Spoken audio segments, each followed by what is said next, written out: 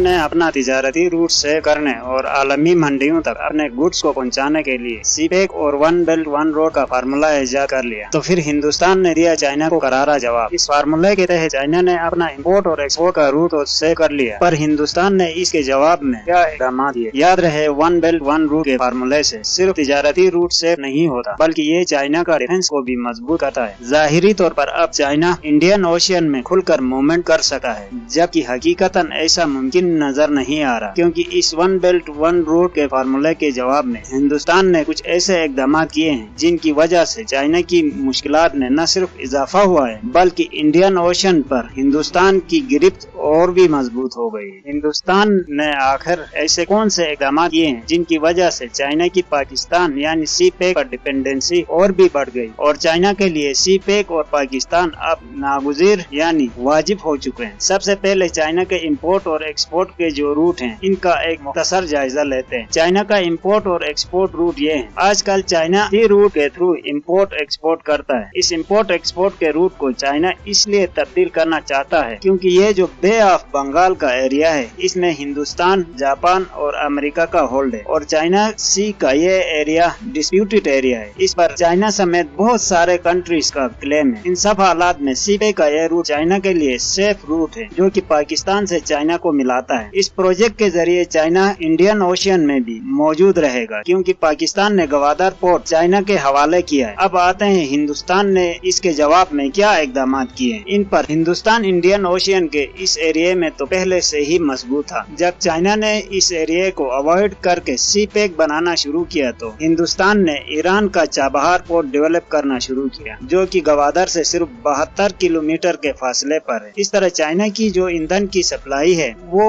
एक बार फिर से हिंदुस्तान के कंट्रोल वाले इस चाबहार पोर्ट से होकर पाकिस्तान के गवादर पोर्ट तक पहुंचेगी। और हिंदुस्तान ने दूसरा इकदाम ये उठाया कि सेशल्स और मॉरिशस के साथ एक्सक्लूसिव एग्रीमेंट किए। इससे हिंदुस्तान को ये फायदा होगा कि सेशल के कंजम्पशन आइलैंड पर और मॉरिशस के अगलिगा आइलैंड पर फौजी अड्डे बना सकेगा, और एक बार फिर चाइना का ये जो रूट है, इसके रास्ते में हिंदुस्तान का स्ट्रॉन्ग होल्ड कायम करेगा। दूसरी तरफ हिंदुस्तान ने चाइना को तिजारती महाज पर भी चैलेंज करने के लिए अश्कबार एग्रीमेंट ज्वाइन कर चुका है। ये एग्रीमेंट पहले Oman, Iran, Turkmenistan, Uzbekistan, Kazakhstan और अफगानिस्तान के दरमियान, अब हिंदुस्तान इसमें शामिल हो चुका है। इससे हिंदुस्तान को आलमी मंडियों में आसान रिसाई हासिल होगी, क्योंकि इन तमाम कंट्रीज में इंफ्रास्ट्रक्चर पहले से डेवलप है, सवाई अफगानिस्तान के। जैसे कि हिंदुस्तान सी रूट के जरिए अपने गुड्स को चाबहार फिर वहां से निहायत ही आसानी के साथ इन तमाम आलमी मंडियों तक पहुंचा सकता है। इस तमाम एनालिसिस से